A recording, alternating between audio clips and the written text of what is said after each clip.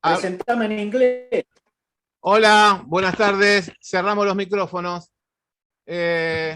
Bueno, hoy 6 de noviembre del año 2021, como todos los sábados, siempre arrancamos 16, 17 y después se nos van sumando nuestros distinguidos compañeros.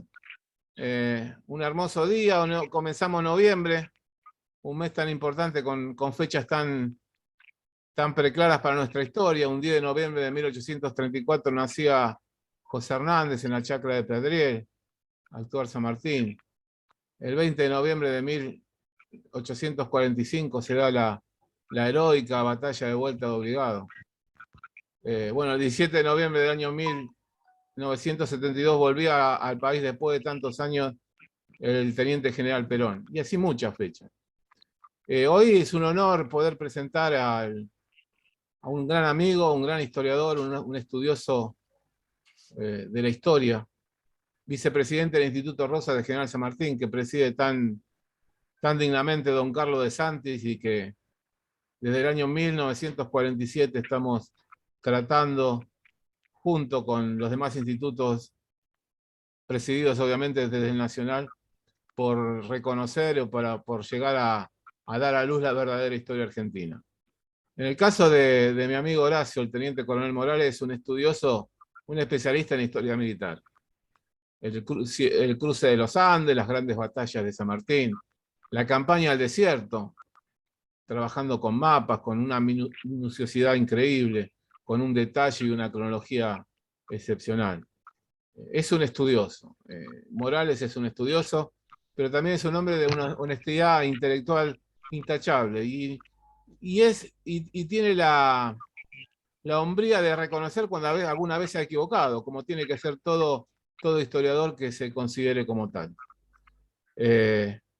Por eso para mí es un alto honor presentar a Horacio Morales, quien nos va a dar una hermosa charla sobre el glorioso sable del libertador José de San Martín.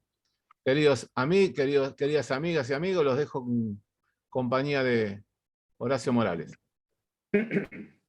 Horacio. Bueno, gracias Julio, gracias.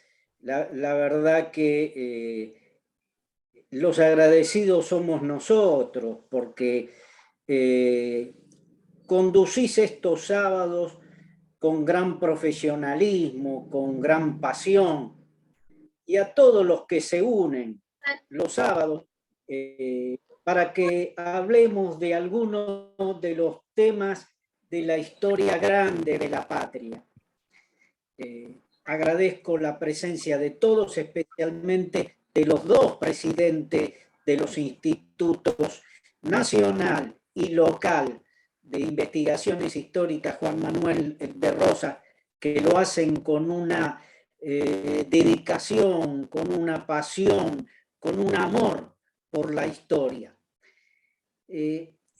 Hoy no vamos a hablar de un tema puntual, de personalidad, de algún hecho bélico, sino nos vamos a referir a un recorrido de una prenda que perteneció al más grande de los argentinos. Esta reliquia histórica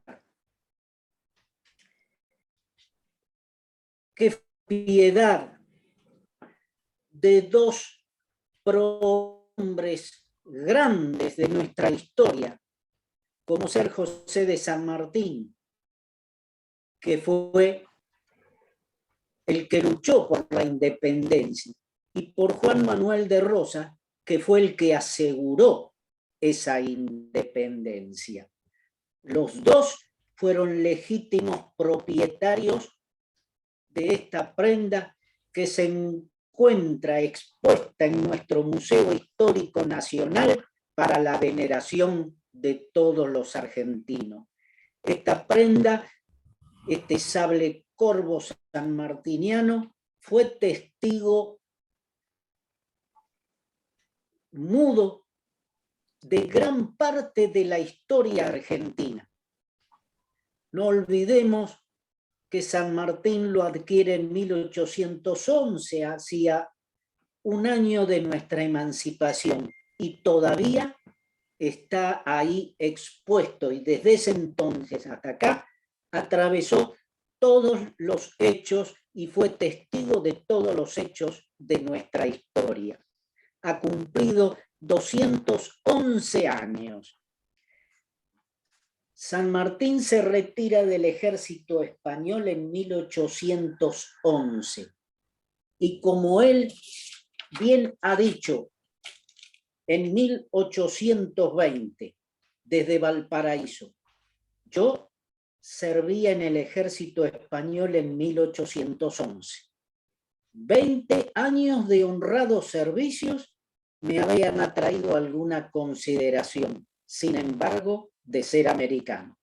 Supe la revolución de mi país y, al abandonar mi fortuna y mis esperanzas, solo sentía no tener más que sacrificar al deseo de contribuir a la libertad de mi patria. Al pedir su retiro, San Martín, en su solicitud, no pone que va a pasar a América, sino que tenía cuestiones personales pendientes en el Perú, en Lima, porque era el único baluarte, el baluarte realista.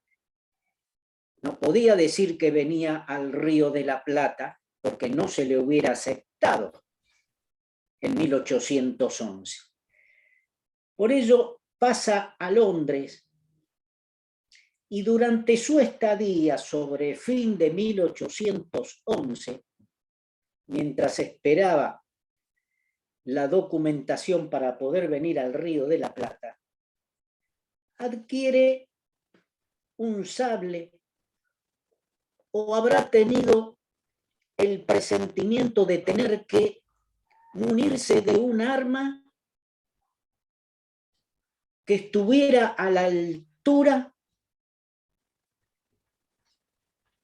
de las obligaciones y los compromisos que iba a tener en América, como un presentimiento de la gran obra que iba a realizar en Sudamérica.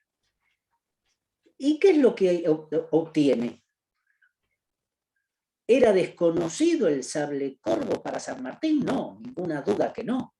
Era muy conocido, era conocido en Europa. Él lo habrá visto porque los jefes napoleónicos lo usaban, y muchos jefes en España, fundamentalmente de caballería, en España y Francia, se utilizaba.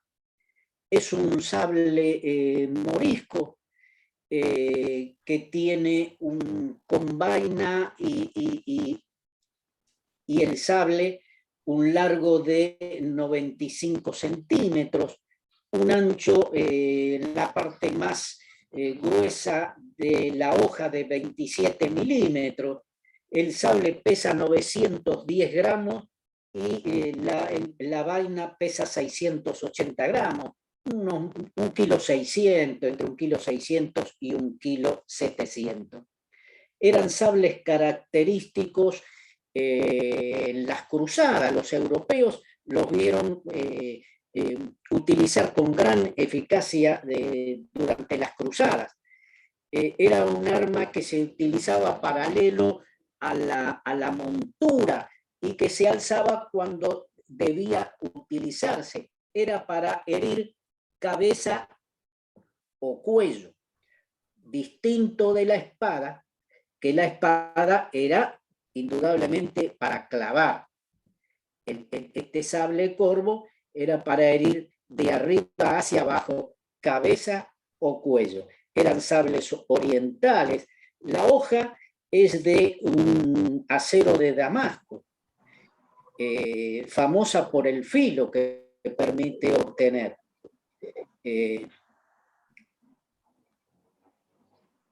Se forjaban en Persia Y esa hoja fue ensamblada en el sable a fines de 1810 y 1811, o en Inglaterra o en Francia, con más seguridad en Inglaterra. Ese es el arma que adquiere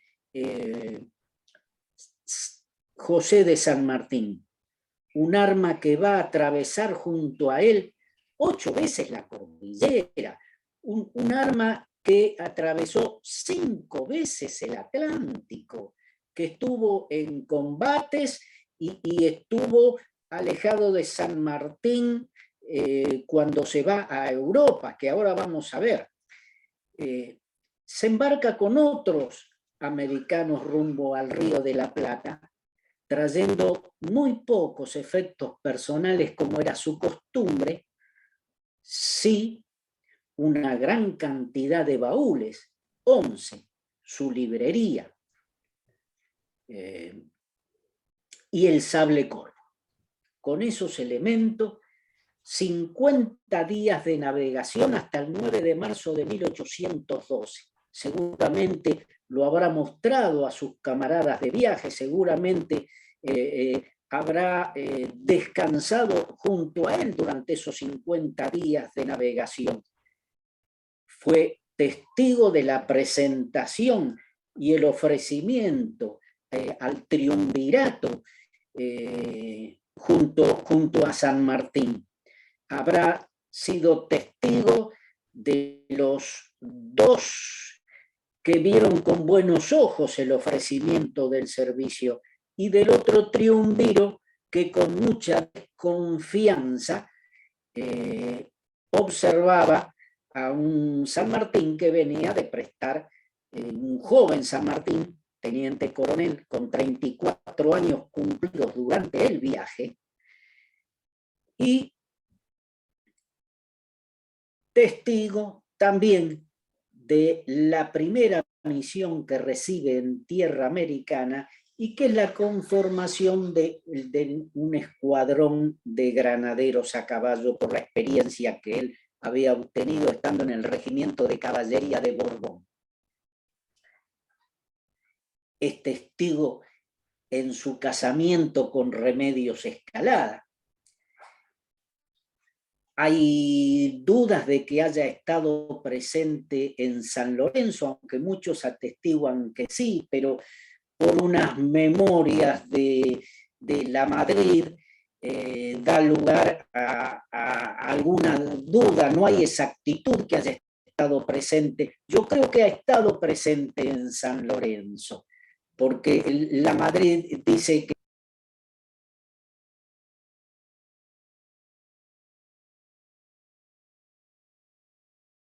Hola. Se fue el sonido. Uy. Sí, me parece que desapareció. Desapareció él, ¿no? Sí, sí, se le cortó. Sí, Julio. Ahora seguramente entra, ahora seguramente entra. Sí, desapareció él. no sé qué pasó. ¿Me escuchás, Julio? ¿Me Ahí escuchás? estamos. Sí, sí, ahí te escuchamos. Dale, seguí. No sé qué pasó, no me pregunten a mí porque yo de esto no entiendo nada. No importa, seguí que está hermoso, está claro el relato, está fabuloso, vamos.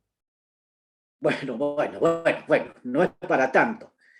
Pero bueno, según la Madrid, San Martín cuando se retira del ejército del norte le regala a su edecán una espada, que alguno historiador dijo que esa espada estuvo presente en San Lorenzo. Pero bueno, un hecho de arma solo no es pero seguía siendo y estado ceñido a la cintura. Participa en toda la conformación del ejército de los Andes en Mendoza, cruza por primera vez la cordillera siempre en su cintura y resplandece más que nunca en la heroica jornada de Chacabuco, cuando ya estaba por sufrir un contraste la batalla es cuando desenvaina por primera vez, y en ese gesto que lo perpetúa en muchos movimientos, es la que señala la carga al regimiento de granaderos y obtiene la victoria. Primera o segunda, si estuvo presente en San Lorenzo, pero esta más importante porque aseguró la independencia del país hermano. Después fue testigo del contraste de Cancha Rayada y habrá sufrido a la par de su jefe, y nuevamente está presente en la heroica batalla de Maipú, que aseguró la independencia de esta parte de América. Va en la expedición libertadora al Perú, hace toda la expedición libertadora hasta Guayaquil. Es el mudo testigo de la entrevista de los dos libertadores en Guayaquil en esas 2 jornadas de 1822.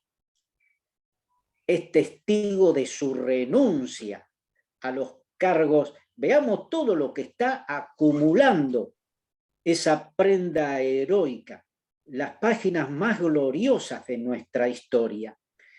Y está presente en la renuncia, como había estado presente en la independencia del Perú, en el dictado de su constitución, siempre presente y testigo en todos esos hechos gloriosos de la historia sudamericana. Cuando renuncia a todo ello para retirarse y dejarle el camino abierto para que Bolívar pudiera ir al Perú y continuara la independencia sudamericana hasta el final, que San Martín hubiera querido estar presente, aunque hubiera tenido que estar bajo las órdenes de Bolívar como jefe máximo. Y regresa por el Pacífico otra vez de vuelta a Chile, cruza por segunda, ya no segunda, hizo varios cruces con San Martín. La primera antes de Chacabuco, la segunda después de Chacabuco a Buenos Aires, de Buenos Aires a Chile otra vez, después de Maipú a Buenos Aires, de Buenos Aires otra vez a Chile. En 1819 fue testigo de la desobediencia de San Martín cuando el gobierno central le obligó a repasar con el ejército los Andes para combatir a los caudillos federales. En carta a López, esto está suficientemente claro y hay suficiente documentación. Son 8 veces que cruzó la cordillera. Y después, en Mendoza, en su chacra, es cuando deja todos sus elementos y está a la espera de poder viajar a Buenos Aires, estando su joven mujer en estado grave, que no pudo estar presente porque los alertas, entre ellos los espías que se le mandaba y las recomendaciones de Estanislao López de que si salía a la ruta iba a haber partidas de fascinerosos para prenderlo y llevarlo a Buenos Aires como reo y ser juzgado por un consejo de guerra por la desobediencia al gobierno central.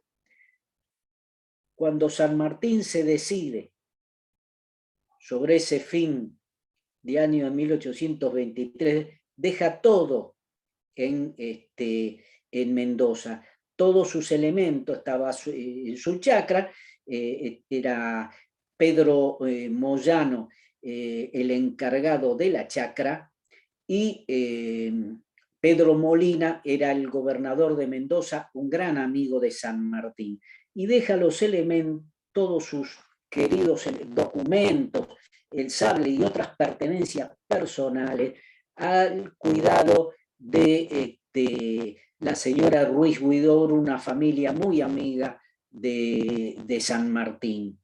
Y ahí va a quedar el sable, 1800, fin de 1823. Ahí se va a separar por unos años de su legítimo propietario.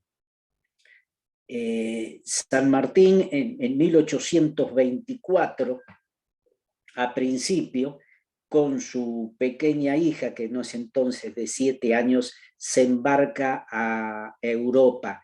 No tiene tiempo de buscar sus pertenencias, entre ellos su sable corvo, y parte a Europa sin su prenda heroica.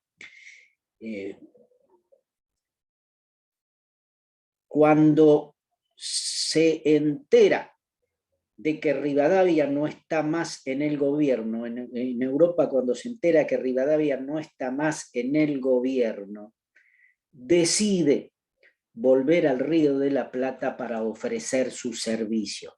Eso es en 1829.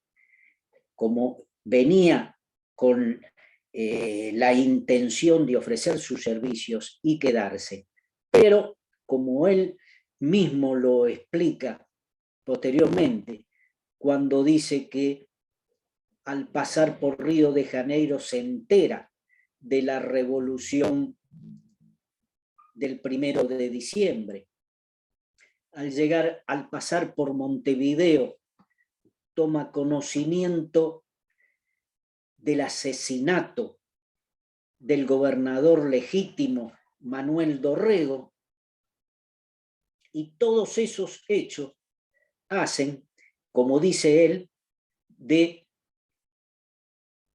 quedar en balizas y no desembarcar, como lo expresa, como lo había expresado antes y como lo expresó ahora y después en muchas oportunidades.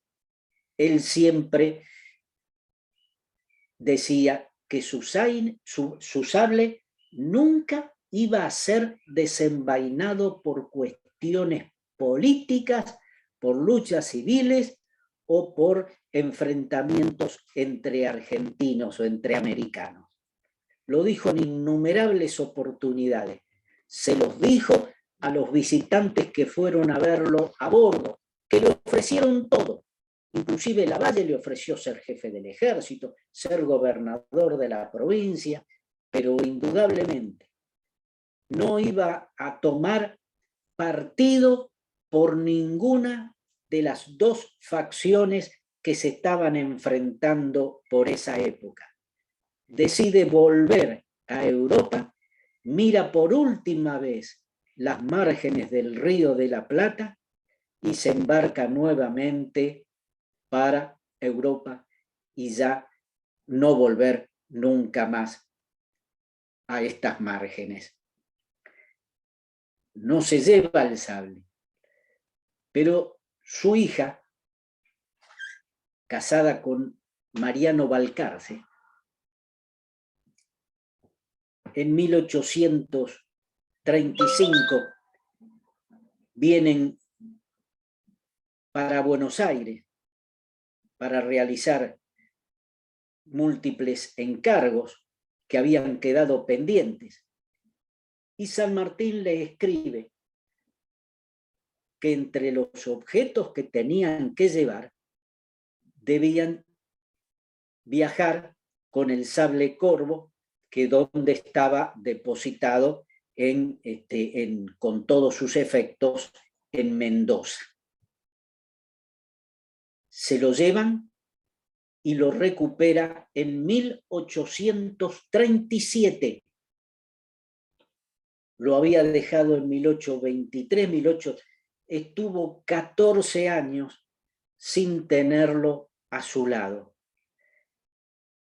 A partir del momento en que lo recupera, hasta el último día de su vida va a estar colgado en su habitación y es objeto de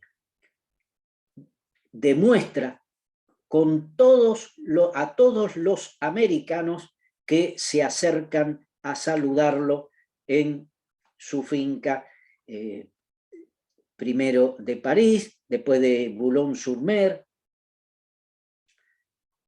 17 de agosto de 1850 se apaga la vida del más grande hombre de los argentinos. ¿Se escucha bien, Julio? Hola. Se escucha bárbaro, Horacio, muy claro. Ah, bueno, porque a veces no sé qué pasa, que se oscurece la pantalla, esta cosa, cuando son reuniones presenciales estas cosas no suceden. Pero bueno, somos 25 personas desde Corrientes, Tucumán, Salta, hasta la provincia de Buenos Aires, así que es fabuloso también. Nos ha servido mucho Bueno. en este periodo de epidemia, ¿no? Se te escucha bárbaro y están todos contentos, maravillados por tu minuciosidad, tus detalles y tu cronología. Lo que sí que estamos a 4 minutos. Recuerden que en cuanto se corte entramos con el mismo número y clave. Estamos a 4 minutos. Dale para adelante que está bárbaro. Vamos a tener que acelerar un poquito. No, porque después retomás. Bueno, lo recupera en 1837. Estando en Europa, en 1838 se entera, toma información de la intervención francesa al Río de la Plata, a la Confederación Argentina, el gobierno de Rosa, por una causa tan pueril como utilizaba Francia en México, como fue la Guerra de los Pasteles. Acá era exigirle a Rosa que los ciudadanos franceses no debían hacer el servicio militar. Esa es una excusa que toman para la intervención francesa en el Río de la Plata. Pero lo que hacían las potencias eran aprovecharse de los países débiles, que tenían gobiernos débiles. Se equivocaron en el Río de la Plata. Se equivocó la Francia y después se equivocó la Francia con Gran Bretaña en el 45. No había un gobierno débil en la Confederación Argentina. Había un gobierno con una mano firme y con una intención de defensa de la soberanía pocas veces vista. En 1838, a raíz de esa, se produce la primera carta de San Martín a Rosas. Ya tenía su sable en su poder desde el año anterior. Por eso se anima a ofrecer sus servicios a Rosas y le dice que si se lo llega a aceptar, él acepta intervenir en cualquier lugar que el gobernador lo necesite. A los 3 días, él se iba a poner en camino hacia el Río de la Plata para ofrecer su servicio. Agradecido Juan Manuel de Rosas, y sabiendo ya la edad que tenía José de San Martín, le dice que es más necesario todo lo que él puede hacer desde su lugar, desde los trabajos diplomáticos, que venirse hasta el Río de la Plata. A raíz de esta intervención francesa y esta primera correspondencia, comienza un intercambio epistolar que solo se va a interrumpir con la muerte de San Martín en 1850. Cuando le escribió a su hija y a Mariano Balcarce en 1835, ya tenía dueño el sable. Les dijo que el sable iba a ser para un nietecito si es que lo llegaba a tener. Pero en 1838, después de ver la firmeza con que Juan Manuel de Rosas enfrentó a la Gran Bretaña, ya no tuvo ninguna duda de a quién iba a ser legado el